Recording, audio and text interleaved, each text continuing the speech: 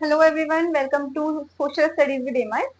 हम अभी तक 3 लेक्चर इस चैप्टर के बारे में ले चुके हैं। हम चैप्टर पढ़ रहे पावर शेयरिंग और हम इसके बारे में 3 लेक्चर ले चुके हैं, जिसमें हमने पहले 2 लेक्चर में ethnic composition of Sri Lanka and Belgium पढ़ा था। थर्ड लेक्चर में हमने पढ़ा था कि बाबू इसमें जो बेल्जियम था उसमें एकोमोडेशन कैसे हुआ है, उसमें जो उन्होंने एक्शन लिया है उसके रिगार्डिंग वो कैसे लिया है। बाबू आज हम पढ़ेंगे कि जो श्रीलंका में एक्शन ली गया है। आपने देखा ना कि उनके बीच में कॉन्फ्लिक्ट होने स्टार्ट हो गए थे। वहाँ पे सिन्हाला लोग रहते हैं, तमिल लोग रहते हैं, वो दोनों चाहते हैं कि हमारी जो लैंग्वेज है उनको इक्वल ट्रीटमेंट दिया जाए, उनको अच्छा ट्रीटमेंट दिया जाए।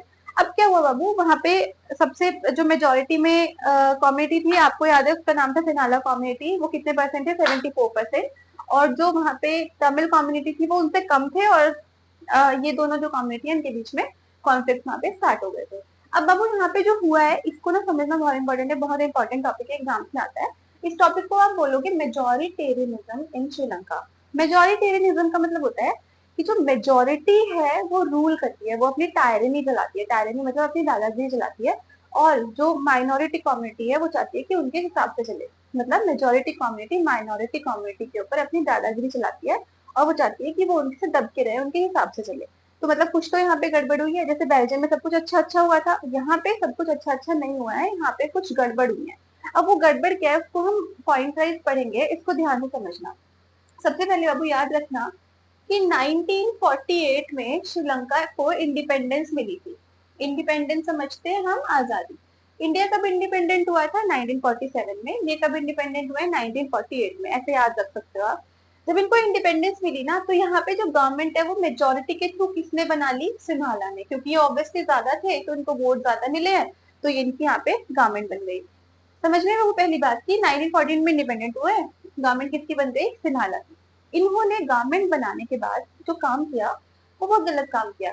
1956 में एक ऑफिशियल लैंग्वेज बना दी। ऑफिशियल लैंग्वेज का मतलब क्या होता है, पहले मैं आपको ये समझा देती हूँ। देखो, ऑफिशियल लैंग्वेज होती है जो उस कंट्री की रिकॉग्नाइजेबल लैंग्वेज होती है, जो आपको स्कूल में पढ़ाई जाएगी, जो जिसके लिए आप किसी भी अगर गवर्नमेंट ऑफिस में जाते हो तो जो पेपर वर्क होगा वो सारा उसी लैंग्वेज में होगा, मतलब सिन्हाला लैंग्वेज में। अगर मैं एक तमिल पर्सन हूँ और मैं सिन्हाला लैंग्वेज नहीं जानती, तो क्या मैं कोई भी ऑफिशियल वर्क कर पाऊंगी? नहीं। तो तमिल के साथ हमें दिख रहा है कि कुछ तो गड़बड़ हो रही है यहाँ पे। सबसे पहले क्या हुआ बाबू, 1956 में ऑफिशियल लैंग्वेज किसको बना दिया इन्होंने? सिन्हाला को। ठीक है, समझ में आ गया। तीसरी चीज क्या हुई बाबू, ये समझते हैं।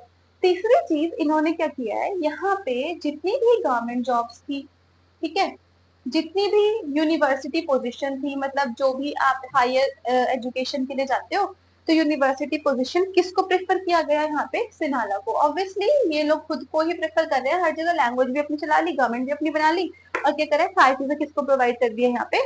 सिन्हाला लोगों को। ठीक है, क्या तमिल को अच्छा लगेगा? नहीं। तमिल स्टार्टेड फीलिंग, तमिल को कैसा फील हुआ यहाँ पे, याद रखिए बाबू, एलिनिएटेड। उनको बहुत ज्यादा एलिनिएटेड फील हुआ। उनको लगा कि हमें तो कोई पूछ ही नहीं रहा है, हमारे साथ तो इतना गलत गलत हो रहा है, हमारी कोई लैंग्वेज नहीं पूछ रहा है, हमें कोई एजुकेशन में अपॉर्चुनिटी नहीं मिल रही है, कोई जॉब हमें नहीं मिल रही है। तो उनको बहुत गुस्सा आया। चौथी चीज, एक और गलत बात हुई है यहाँ पे, इन्होंने फोस्टर किया बुद्धिज्म को।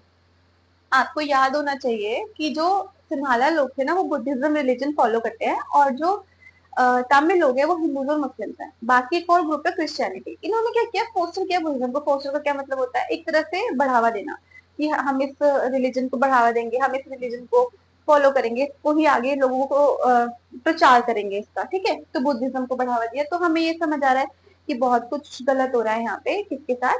तमिल के साथ। बाबू इसका क्वेश्चन बोर्ड में कैसे आता है इसको समझेंगे। क्वेश्चन आएगा कि यहाँ पे श्रीलंका में इन्होंने क्या क्या मेजोरिटेरियनिज्म फॉलो करके मेजर्स लिए हैं जिसकी वजह से गलत हुआ है तमिल के साथ।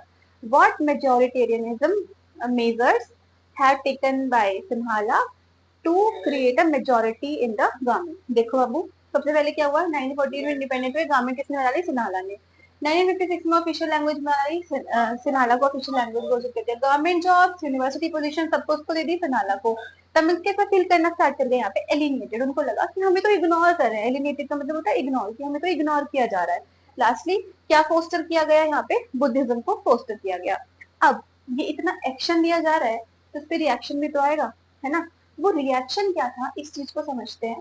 देखो, जो इसका रिएक्शन था बोर्ड भी भैया, चलो इसको समझ लेते हैं थोड़ा थोड़ा। देखो, रिएक्शन क्या था जो भी तमिल थे ना, उन्होंने बोला कि आपको जब हमसे इतनी प्रॉब्लम है, आप हमें हमारी लैंग्वेज को नहीं समझ रहे हो, आप हमारी कल्चर को नहीं समझ रहे हो, आपने हमें कोई जॉब नहीं देनी, कोई एजुकेशन नहीं देना, तो आप क्या करो, आप एक हमें अलग कंट्री बना दो, आप हमें सेपरेट ईलम बना दो। और ये कहाँ पे बनाना है? Northern and eastern part of the Sri Lanka. क्यों? क्योंकि यहाँ पे इनकी जो क्वांटिटी थी, इन पॉपुलेशन थी जो इनकी, वो बहुत ज्यादा थी। नदर्न और ईस्टर्न पार्ट में यहाँ पे बहुत ज्यादा क्वांटिटी में तमिल रहते थे, तो उन्होंने बोला कि आप हमें एक सेपरेट कंट्री बना दो। भाई जब आपको इतनी दिक्कत है, आप हमारे साथ अच्छे से बिहेव नहीं कर रहे हो, तो सेपरेट कंट्री बना दो। मुझे बाबू एक बात बताओ, सिन्हाला इतना ज्यादा बुरा बुरा कर रहे हैं इनके साथ, ठीक है, वो अपनी ही मेजोरिटी को एस्टेब्लिश करने की कोशिश कर रहे हैं, और तमिल से क्या मांग रहे हैं? सेपरेट कंट्री मांग रहे हैं। तो आप खुद दिमाग लगाओ, क्या सिन्हाला इनको अलाउ करेंगे सेपरेट कंट्री बनाने के लिए? ऑब्वियसली नहीं करेंगे अलाउ। तो अब क्या होगा बाबू, जब दो पर्सन है, एक की डिमांड कुछ है, एक की डिमांड कुछ है, वो आपस में उन डिमांड को नहीं मान रहे हैं, तो इवेंचुअली क्या होती है वहां पे, ये वर्ड याद रखेंगे बाबू, वहां पे होगी आपकी सिविल वॉर। सिविल का मतलब होता है नागरिक, वॉर का मतलब लड़ाई, कि वहां के नागरिकों के बीच में लड़ाई हो गई। तो देखो, पावर शेयरिंग, पावर शेयर नहीं करी। चैप्टर क्या है? Power sharing. सिन्हाला ने क्या पावर शेयर करी है? नहीं करी है। उन्होंने सारी पावर अपने पास रखने की कोशिश करी। तमिल को पावर चाहिए थी, उनको पावर नहीं मिली, तो क्या हुआ? वहां पे कॉन्फ्लिक्ट हुआ। तो सिंपल सी इतनी बात हमें समझ आ गई है कि बेल्जियम जहाँ पे पावर शेयर करी गई, वहां पे यूनिटी बनी रही, वो लोग अच्छे से रह रहे हैं, अभी भी खुश रह रहे हैं। लेकिन सिन्हाला में क्या हो गई? वहां पे सिविल वॉर हो गई। वहां पे तो जब भी वॉर होती है, that is not a good thing, है ना, वहां पे सब कुछ डिस्टर्ब हो जाता है, लोग आपस में लड़ने लगते हैं। तो ये सारी प्रॉब्लम यहाँ पे हुई है। एक बार फिर से रिवाइज करते हैं। 48 में कंट्री इंडिपेंडेंट हुई है। 56 में ऑफिशियल लैंग्वेज बना दिया सिन्हाला को। गवर्नमेंट जॉब, यूनिवर्सिटी पोजीशन सब किसको दी जा रही है? सिन्हाला पीपल को। तमिल कैसे फील करने लगे? एलिनिएटेड फील करने लगे। और उन्होंने किस चीज को पोस्टर किया? बुद्धिज्म को, जो कि उनका खुद का रिलीजन था। बाकी के रिलीजन बाहर में जाओ, हम अपने रिलीजन को पोस्टर करेंगे, ठीक है।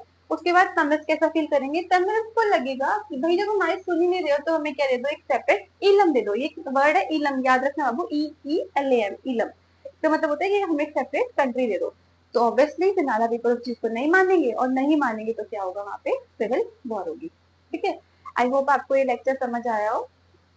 अभी इसके 2-3 लेक्चर और रहते हैं, जिसमें ये चैप्टर फिर पूरा हो जाएगा। और फिर जब हमारा चैप्टर पूरा हो जाएगा बाबू, तो हम इससे कुछ इंपॉर्टेंट क्वेश्चन देखेंगे। फिर आप मुझे खुद बताना कि ये क्वेश्चन आप कवर कर पा रहे हो वीडियोस के थ्रू या नहीं कर पा रहे हो। ये सारे क्वेश्चन होंगे जो प्रीवियसली आपके एग्जाम्स में आ चुके हैं। Thank you.